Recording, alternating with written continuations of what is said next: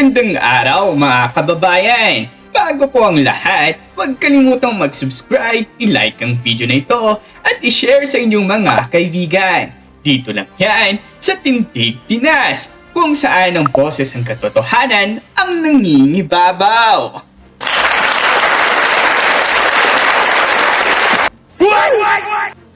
Tila malinaw ang sentimiento ng ating kababayan. Kung masama nga umano ang pagkatao ni Pastor Kibuloy ay hindi ito i-endorso ni dating Pangulong Rodrigo Duterte. Isang pahayag na nagpapakita ng mataas na respeto at pagtitiwala ng ilan sa mga personalidad na malapit kay FPRRD.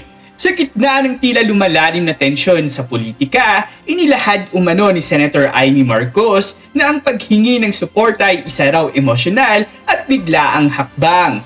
Ngunit para sa ating kababayan, nananatiling bukas ang posibilidad na ito'y kagustuhan mismo ni Senator Amy na personal na lumapit kay VP Sara Duterte. Ayon pa sa kanya, hindi ito basta utos o dikta ng dating Pangulo, kundi isang personal na pasya na mga kaalyado niya, gaya ni VP Sara at ni Senator Robin Padilla.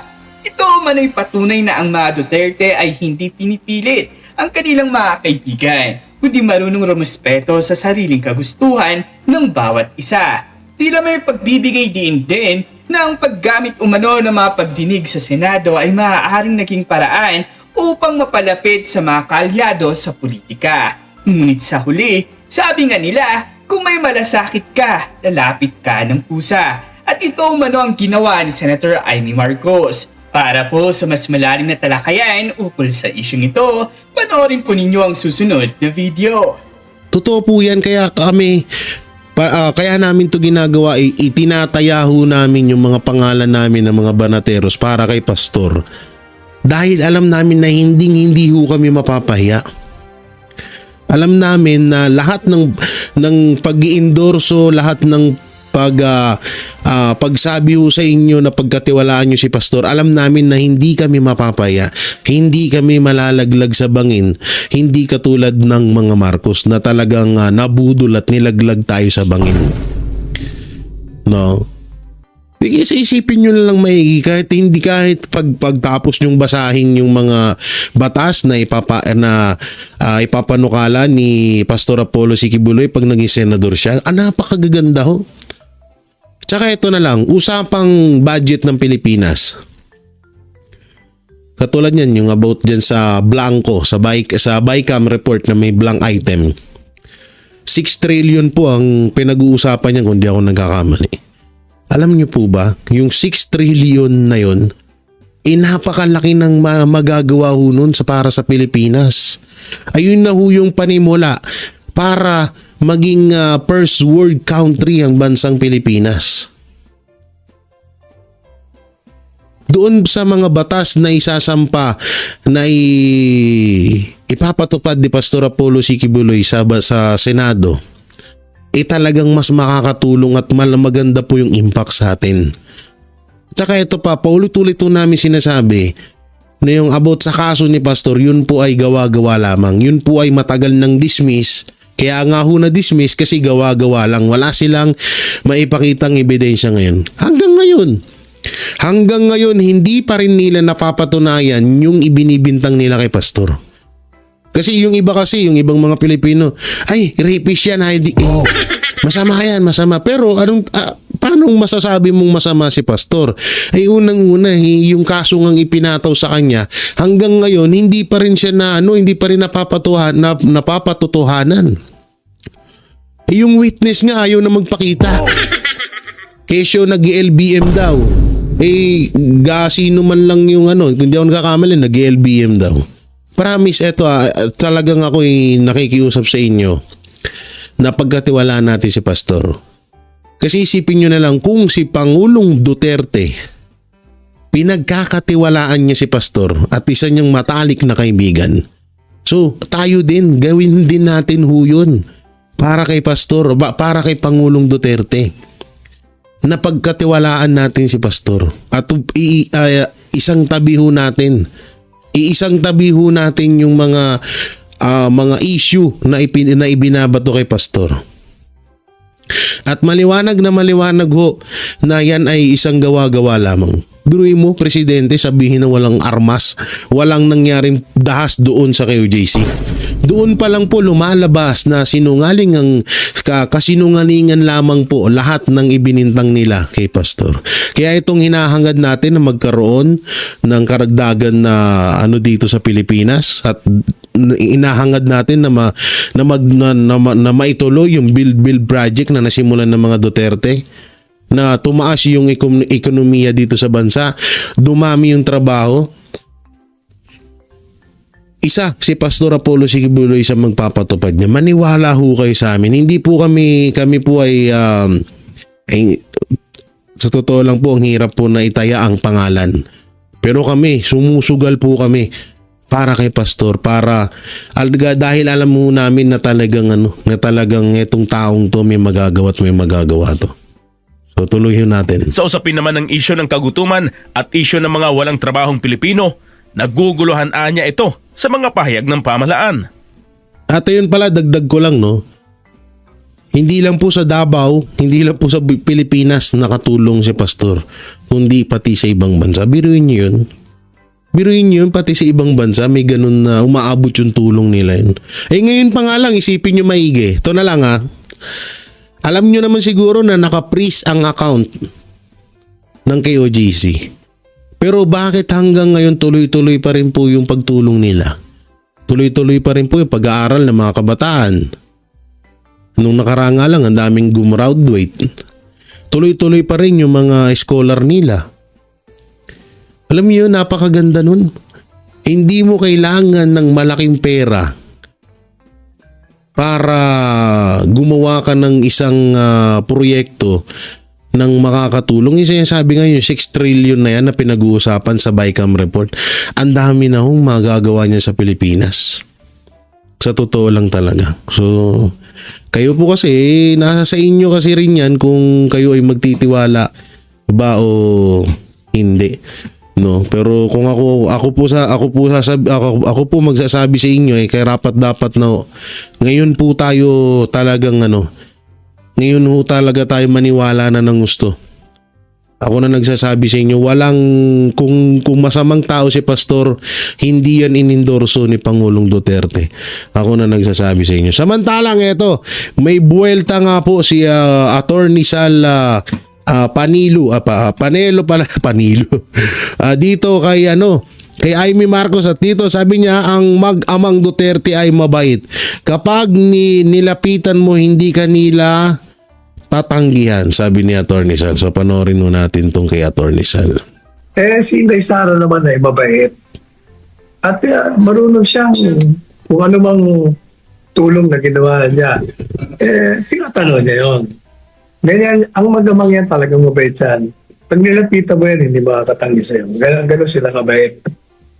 At para sa ating mga current issues, attorney, ito po ang unang balita, unang report. Naglabas ng bagong political ad si Senadora Amy Marcos na tampok si Vice President Sara Duterte. Sa isang press conference, inamin ni Marcos na ito'y isang biglaan at emosyonal na hakbang sa gitna ng masalimuot na klima sa politika. Narito ang report ni Troy Gomez. Itim ngayon ang kulay. Forward natin Ayoko na kasi mapanood yan Dito tayo sa komento ni Attorney Sal. May tutukan na ang Yan. Marami. Una, sabi niya inutusan yata. Yata sabi niya, narinig mo ba yung sinabi niya? Inutusan yata. Senador Robin Padilla at ni Pangulong Duterte i-endorse siya. Yata. So, hindi siya sigurado. Pangalawa, tanong, bakit itim? Dahil itim yung ini-endorso. Di, tsaka ito, yung sinasabi niyang inutusan nata ni Pangulong Duterte si Robin at si BP Sara. Alam niyo, hindi kasi ganun. Hindi ho ganun si Ako naniniwala ko hindi ho ganun si Pangulong Duterte. Na parang mamanduan niya yung isang tao sa kagustuhan niya. Hindi ho. Ako'y naniniwala. Talagang yung ginawa ni Vice President Sara Duterte at yung ginawa ni Robin Padilla, personal ho nilang kagustuhan yun. Labas ho dun si Pangulong Duterte. Ay sabi attorney, itim daw dahil sa pagluluksa ng mga kababayan natin sa kasalukuyang administrasyon. Anyway, ganito yan ha.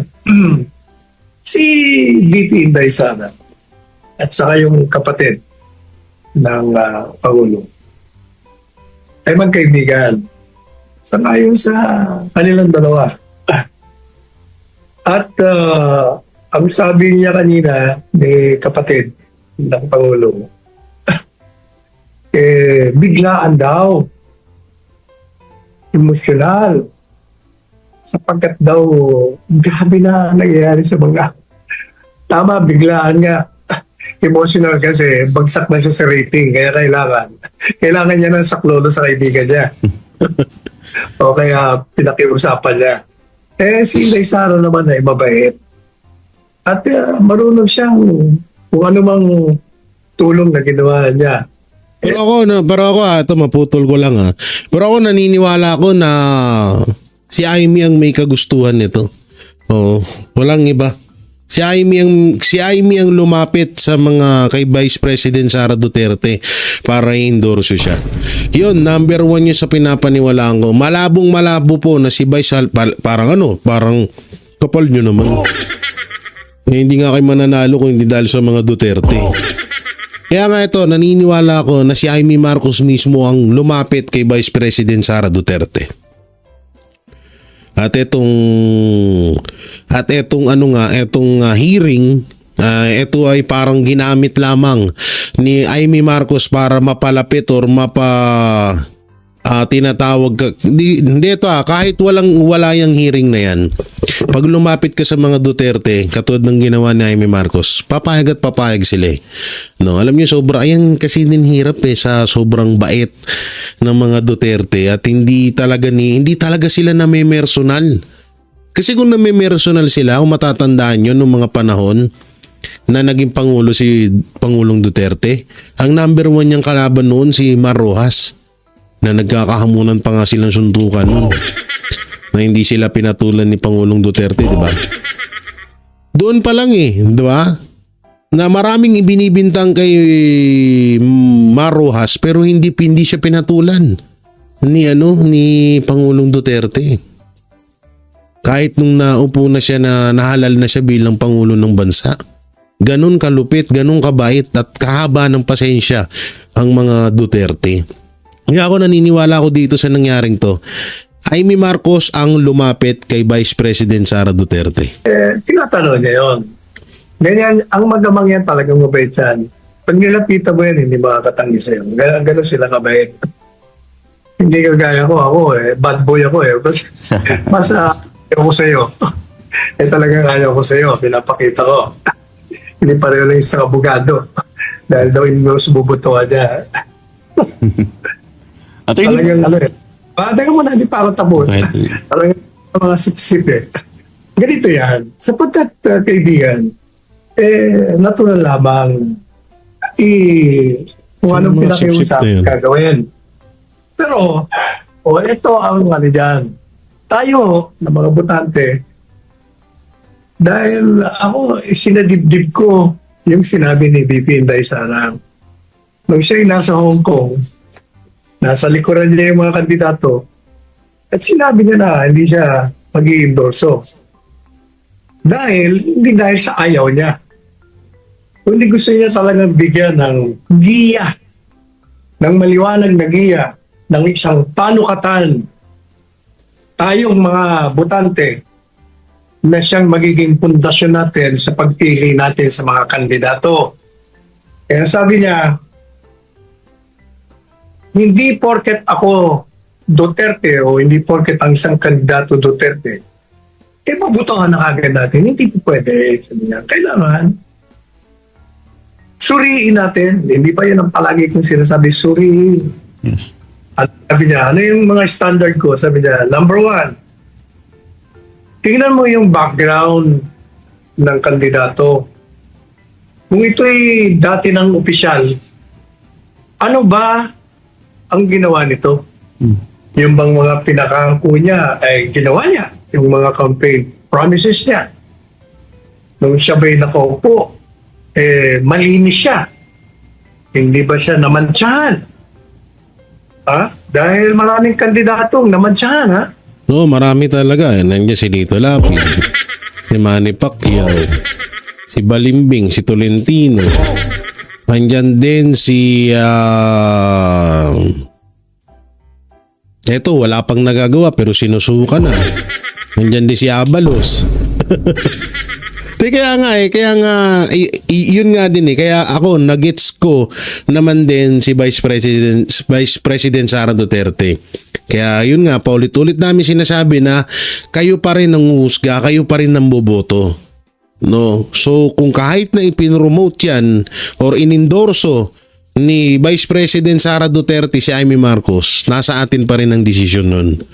No? So siya, yun nga, kagaya ng sinabi ni Atty. Sal, mabait ang mga Duterte. Pag lumapit ka, hindi ka nila hihindihan. So baka yun din talaga ang nag-push kay Vice President Sara Duterte. Tsaka ito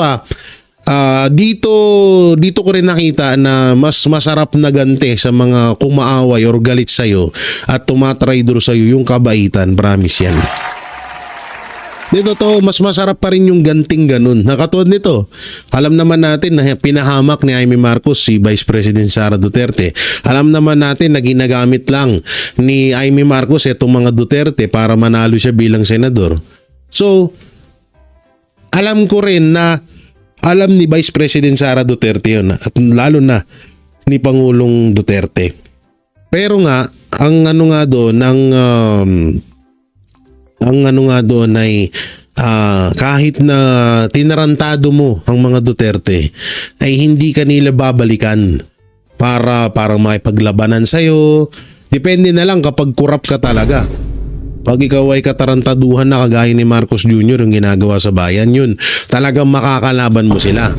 Pero yung katod naman ni Amy na may pagka-plastic nga at pagiging traidor, so lumapit siya sa mga Duterte kaya inendorso siya ni Vice President Sara Duterte. Pero tayo pa rin ang magdidesisyon. Una-una, bakit pa natin po problemahin si Amy Marcos ay may 10 Duterte senatorial candidate tayo. Kagaya niyan, katulad ng sinabi kanina, mas malakas po ang tsansa na makapasok lahat ng 10 Duterte senatorial candidate kung sila lang ang iboboto natin. Wag na ho tayo magdagdag pa ng 2. Yung 10 na yan, i-straight natin yan, okay na. Wag na ho nating dagdagan na maging 12 pa. Alam nyo, mas maganda at napakabisang impact po noon na mas maihahalal po natin ang 10 Duterte senatorial candidate. Yun po yun at kahit sa mga vlog nila Banat by Boss Dada, mapapanood nyo po yung explanation yan. So tuloy natin ito sinasabi ni Atty. Sal. Baka magalit sa atin doon, baka sabihin niya, teka muna, di pa ako tapos. Okay, panood natin. Maraming kandidato na dating nasa gobyerno pero tinanggal dahil sa katiwalian, dahil sa kapalpakan. Maraming kandidato na kaya tinanggal ay incompetent. Tama. Yun ang unang giya binigay sa atin. Pangalawa, sabi niya, kailangan tingnan mo yung integridad.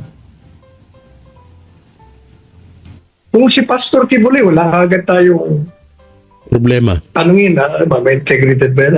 Alam na natin may integridad dyan. At pinakita niya nga ang buong tao ng kanyang pagsisilbi sa ngalan ni Jesucristo, ang pagtulong sa kapwa, ang pagpuksa sa terorismo, ang pagtulong sa mga indigenous people, lahat. Pinakita niya lahat yun. Ay, integridad niya intact at hindi totoo yung mga kasinungalingan na ikinalat sa kanya. Walang problema doon. Pero yung mga kandidato, lahat na kandidato, hindi lang sa grupo ng ganito o grupo ng gano'n, lahat sila kailangan pag-aralan natin ang kanilang mga integridad. Halimbawa, may isang kandidato, pero nung nasa gobyerno, nakabili lang isang island. Ang daming pera. Parang kilala ko yun ah. Isang kandidato na nakabili ng isang island.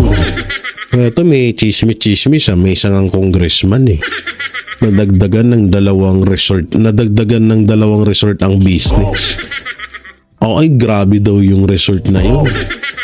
Mga doon daw lagi magtatagpuan ng mga pag meron na naman daw bigayan.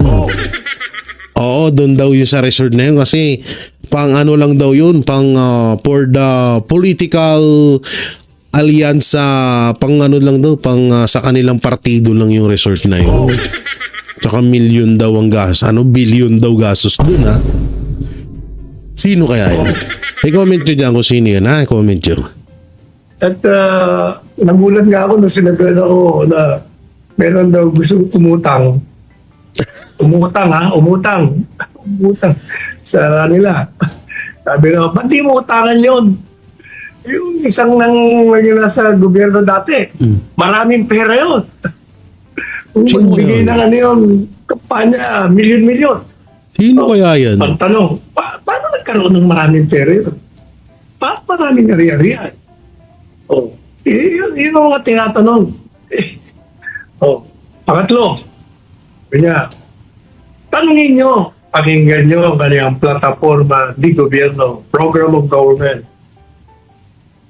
Yan ba ay kayang patupad? Practical ba yan? Makakatulong ba yan?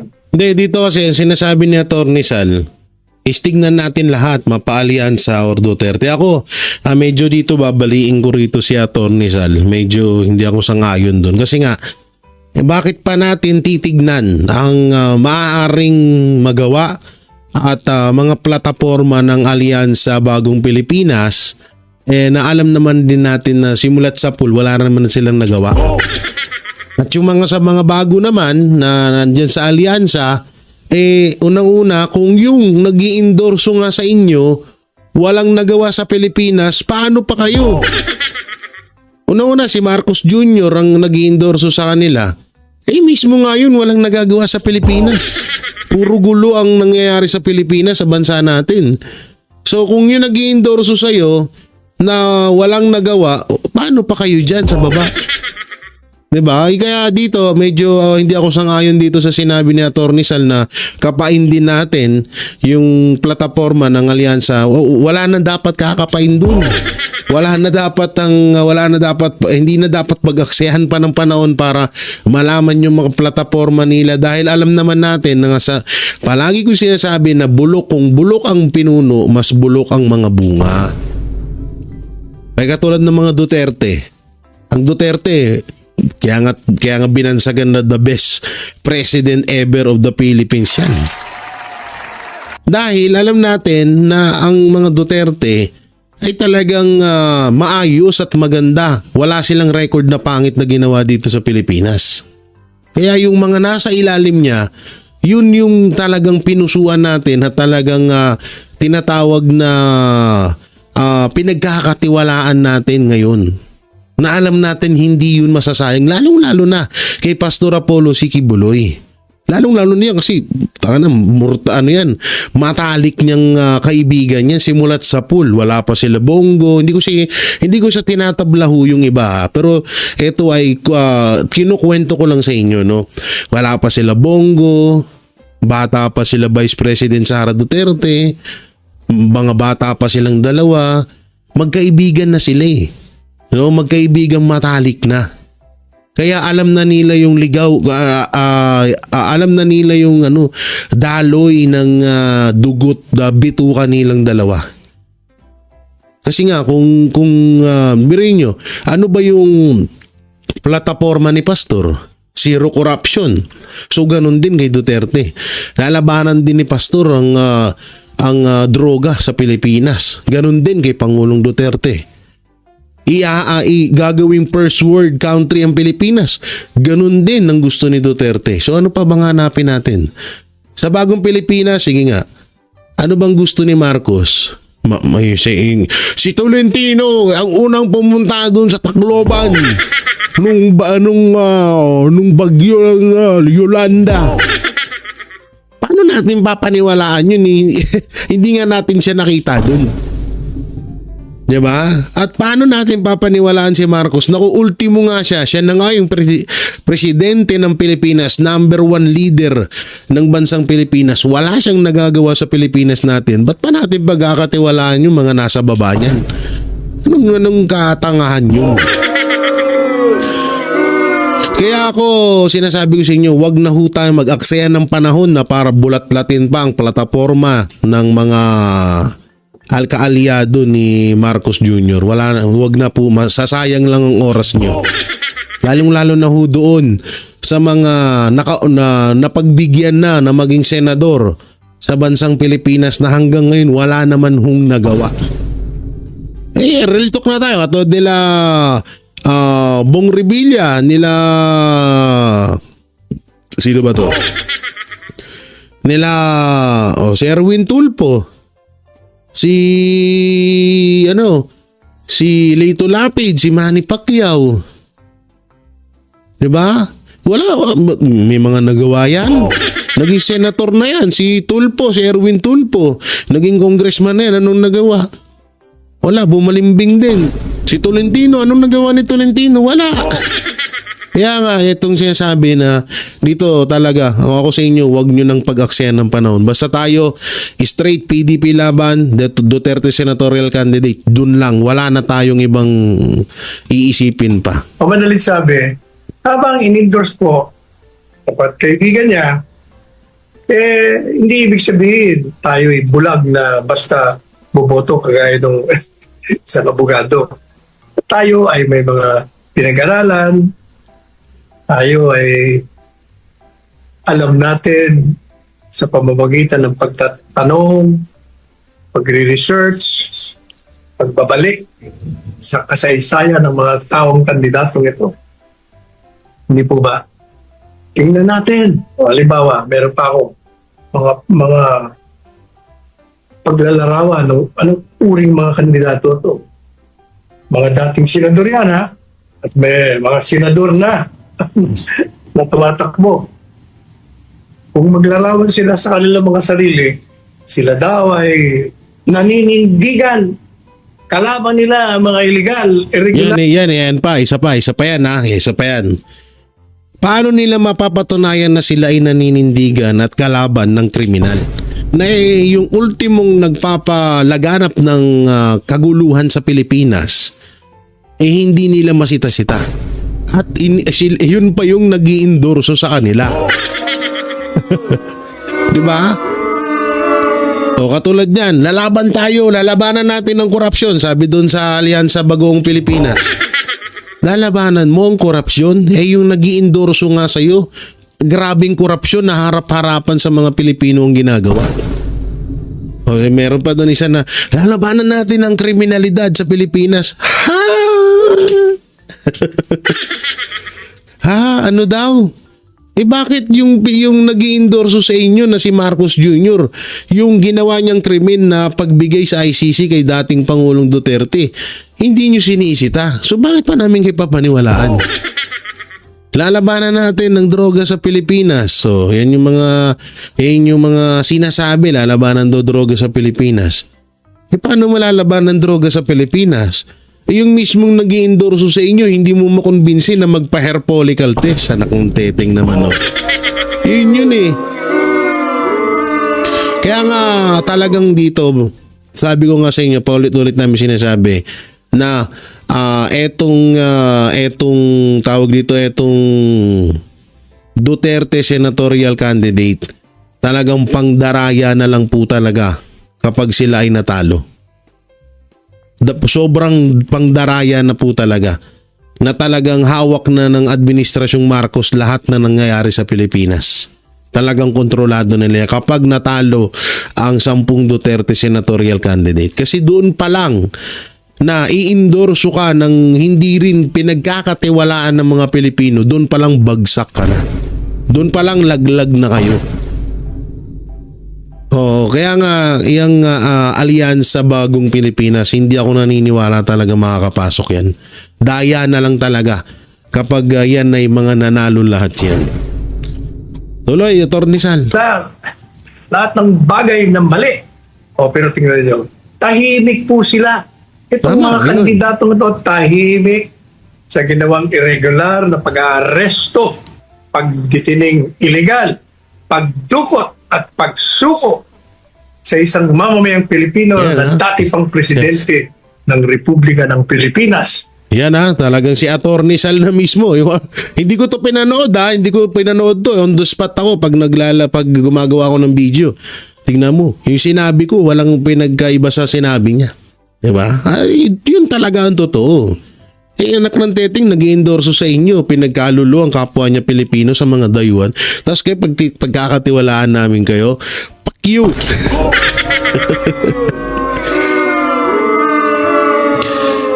Yan liwa-liwanag nun Attorney Sal, yan So, maraming salamat. So, kayo ba mga banateros, mga kabiyaya, nung makukomento nyo sa mga napag-usapan natin? Una, ulitin ko, isang tabi na ho natin ng issue, excuse me, sa pag-endorso ni Vice President Sara Duterte kay Amy Marcos. Huwag na ho natin pansinin yon. At syempre, wag natin iboto. Doon po tayo mag-focus, mag-doble or triple ang suporta sa 10 Duterte senatorial candidate. Yun po yung pagpukusan natin. Wala na pong iba. Wala na pong dapat ki-question. Wala na po tayong dapat pagkatakahan. Yun na. At kapag si Vice President Sara Duterte tumakbo siyang presidente sa darating na 2028 election, iboto pa rin natin siya dahil alam natin kung anong kapasidad na magagawa sa bansang Pilipinas ng mga Duterte. At yan po ang ating pananaw sa isyong ito. Ano po ang inyong opinion? I-share ninyo sa amin sa comment section at huwag kalimutang mag-subscribe, mag-like at mag-share para patuloy ninyong mapanood ang mga updates dito sa Tindig Pinas. Maraming salamat po at hanggang sa muli!